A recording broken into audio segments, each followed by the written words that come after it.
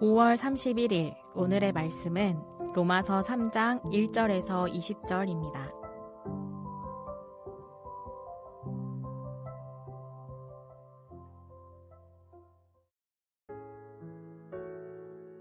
그런즉 유대인의 나음이 무엇이며 할례의 유익이 무엇이냐? 범사에 많으니 우선은 그들이 하나님의 말씀을 맡았음이니라. 어떤 자들이 믿지 아니하였으면 어찌하리요? 그 믿지 아니함이 하나님의 미쁘심을 패하겠느냐? 그럴 수 없느니라. 사람은 다 거짓되되 오직 하나님은 참되시다 할지어다. 기록된 바 주께서 주의 말씀에 의롭다함을 얻으시고 판단 받으실 때에 이기려 하심이라 함과 같으니라. 그러나 우리 불의가 하나님의 의를 드러나게 하면 무슨 말 하리요? 내가 사람의 말하는 대로 말하노니 진노를 내리시는 하나님이 불의하시냐? 결코 그렇지 아니하리라. 만일 그러하면 하나님께서 어찌 세상을 심판하시리요? 그러나 나의 거짓말로 하나님의 참되심이 더 풍성하여 그의 영광이 되었다면 어찌 내가 죄인처럼 심판을 받으리요? 또는 그러면 선을 이루기 위하여 악을 행하자 하지 않겠느냐? 어떤 이들이 이렇게 비방하여 우리가 이런 말을 한다고 하니 그들은 정죄받는 것이 마땅하니라. 그러면 어떠하냐? 우리는 나으냐? 결코 아니라. 유대인이나 헬라인이나 다 죄 아래 있다고 우리가 이미 선언하였느니라. 기록된 바 의인은 없나니 하나도 없으며 깨닫는 자도 없고 하나님을 찾는 자도 없고 다 치우쳐 함께 무익하게 되고 선을 행하는 자는 없나니 하나도 없도다. 그들의 목구멍은 열린 무덤이요 그 혀로는 속임을 일삼으며 그 입술에는 독사의 독이 있고 그 입에는 저주와 악독이 가득하고 그 발은 피 흘리는 데 빠른지라. 파멸과 고생이 그 길에 있어 평강의 길을 알지 못하였고 그들의 눈앞에 하나님을 두려워함이 없느니라 함과 같으니라. 우리가 알거니와 무릇 율법이 말하는 바는 율법 아래에 있는 자들에게 말하는 것이니 이는 모든 입을 막고 온 세상으로 하나님의 심판 아래 있게 하려 함이라. 그러므로 율법의 행위로 그의 앞에 의롭다 하심을 얻을 육체가 없나니 율법으로는 죄를 깨달음이니라. 로마서 3장 1절에서 20절 말씀을 함께 묵상하겠습니다. 로마서는 한 주제가 연결되어 있기 때문에 앞뒤 전후 문맥을 살피면서 묵상하는 것이 좋습니다. 바울은 1장 18절에서 32절에 아담 이후 타락한 인간의 불의를 그리고 죄악을 있는 그대로 드러냈습니다. 이에 불의와 죄악 가운데 있는 인간은 하나님의 심판 아래 놓여 있음을 밝혔습니다. 그렇다면 이미 율법이 주어졌고 할례를 받은 유대인들은 어떻게 되는 것일까요? 그 논의가 시작되는 것이 어제 본문 로마서 2장 17절부터 오늘 본문 3장 8절까지 이어집니다. 그리고 3장 9절에서 20절에 온 인류가 심판 아래 있다라는 것을 다시 설명합니다. 그러니 오늘 본문은 1절에서 8절을 한 단락, 9절에서 20절을 한 단락으로 묶어 묵상하시면 좋겠습니다. 먼저 1절에서 8절을 살펴보겠습니다. 1절에서 8절은 유대인의 불신실함과 하나님의 신실함을 대조하고 있습니다. 특별히 유대인들이 바울의 가르침과 복음이 잘못되었다고 공격하는 질문에 대한 답변이 제시되고 있습니다. 오늘 본문은 사실 좀 어렵습니다. 왜냐하면 유대인의 질문과 바울의 답변이 정확히 구분되지 않기 때문이죠. 이에 유대인들이 복음과 바울을 향해 던진 4가지 질문을 구분하여 설명할 것이니 본문과 함께 잘 살펴보면 좋겠습니다. 첫 번째는 유대인들은 유대인이 선민이고 율법을 받은 자들인데 유대인이 이방인과 같이 심판을 받는다는 것은 말이 안 된다고 말합니다. 이에 대해 바울이 2절에 답을 하지요. 유대인들이 분명 많은 면에서 유익이 있다고 하지요. 바울은 이것을 부정하지 않습니다. 유대인들의 특권은 하나님의 말씀을 받은 것입니다. 유대인들은 이런 면에서 하나님의 은혜를 받은 자들이고 그 은혜를 누린 자들인 것은 분명합니다. 하나님의 택함을 받고 율법을 수여받고 할례를 받고 제사를 드리면서 하나님과 특별한 관계 속에 특별한 사랑을 받은 것은 분명합니다. 하지만 유대인들이 하나님의 율법을 순종하지 않으므로 하나님과 관계가 깨어졌다는 것이지요. 두 번째로 유대인들이 질문을 합니다. 자신들의 불순종으로 하나님과의 관계가 깨어졌다면 오히려 하나님의 약속이 지켜지지 않은 것이니 하나님이 신실하지 않은 것 아닌가?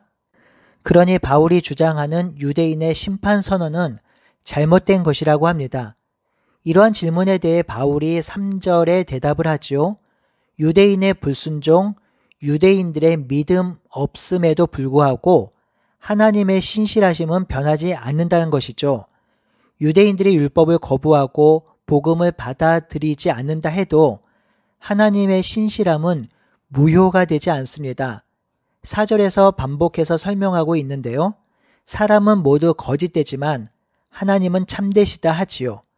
그리고 구약 성경을 인용해서 설명합니다. 인용 구절은 시편 51편 4절입니다. 주께서 주의 말씀에 의롭다함을 얻으시고 법정에 서실 때에 승리를 얻으려 하심이라. 시편 51편은 다윗이 밧세바를 간음하고 나서 나단 선지자로 책망을 받은 후에 기록한 시편인데요. 여기서 다윗 자신이 불의하고 신실하지 못했어도 하나님은 오히려 신실하며 그 신실함은 심판을 내리는 법정에서 모두 드러난다고 합니다. 유대인들이 또 세 번째 질문을 던지죠. 5절에 유대인들의 불의, 악한 행위가 하나님의 의를 드러낸다면 오히려 그 일로 인해 유대인들이 칭찬을 받아야 하는 것 아닌가? 또한 우리의 악함이 하나님의 선한 말씀에 흠집을 내지 못한다면 하나님이 우리에게 책임을 물으실 이유가 어디에 있는가라고 질문하는 것이죠. 이러한 질문에 대한 바울의 대답이 6절입니다. 결코 그렇지 않다라는 것이죠. 만약 하나님이 그렇게 신실하지 않다면 어떻게 세상을 심판할 수 있겠느냐라고 합니다. 네 번째 질문입니다. 만약 나의 거짓됨이 하나님의 참되심을 드러내고 영광스럽게 한다면 하나님께 좋은 일을 하는 것인데 왜 비난받아야 하는가라는 물음이죠. 바울은 이러한 질문이 나오면 이런 궤변을 늘어놓을 사람들이 나올 수 있다고 합니다. 아예 선을 드러내기 위해서 악을 드러내자. 이러한 질문과 궤변에 대해서 바울은 이런 논의나 질문 자체가 하나님을 향한 중상모략이라고 하며 이런 자들은 심판을 받아야 한다고 말합니다. 바울은 이러한 유대인들의 질문을 여기서 다 설명하지 않습니다. 간단하게 설명될 수 없기 때문이죠. 그래서 바울은 이 문제를 9장에서 11장에 다시 길게 설명합니다. 그때 이 문제를 자세히 살펴보겠습니다. 1절에서 8절의 가장 중요한 메시지는 유대인의 불의와 하나님의 신실함이 대조되어 있고 그들의 불의가 하나님의 신실함에 어떠한 영향도 주지 않는다는 것입니다. 또한 인간의 행위에 따라서 하나님의 신실함이 변하거나 약속이 바뀌지 않는다는 것도 분명히 말해주고 있습니다. 두 번째 단락 9절에서 20절을 살펴보겠습니다. 이 단락은 유대인과 이방인, 유대인과 헬라인, 즉 온 인류가 모두 죄 아래 놓여 있음을 다시 한번 진술하고 있습니다. 그러면서 바울은 다시 여러 곳의 구약 성경을 인용하며 인류가 하나님 앞에서 엄청난 죄악 가운데 놓여 있음을 설명하고 있습니다. 바울은 먼저 가장 중요한 주제를 던지지요. 10절입니다. 의인은 없나니 하나도 없다고 합니다. 이것이 바로 진리입니다. 하나님 앞에서 의인은 없습니다. 이 땅에 하나도 없습니다. 유대인이든 이방인이든 예외가 없습니다. 모두 죄인입니다. 제가 복음을 전하거나 세례 성경 공부를 할 때 모든 사람이 죄인이라고 하고 모두 심판 아래 놓여 있다고 하면 꼭 물어보는 것 두 가지가 있습니다. 첫 번째는 복음이 전해지지 않는 곳의 사람들이 심판을 받으면 공평하지 않다라는 것이고요. 또한 이순신 장군과 같이 좋은 일을 많이 한 사람이 심판을 받는 것도 불합리하다고 물어봅니다. 이러한 질문의 의도는 인간에게 조금의 선함이 있다고 생각하는 것이고요. 그리고 그 선함이 구원의 조건이 된다고 생각하기 때문에 나오는 질문들입니다. 성도 여러분, 아담 이후 모든 인간은 타락했고 누구도 예외가 없습니다. 그러니 모든 인간은 심판 아래 놓여 있지요. 이것이 정의입니다. 이것을 인정하는 때부터 하나님의 복음이 들어가기 시작합니다. 바울은 11절에서 18절까지 인간의 죄악을 여과 없이 드러냅니다.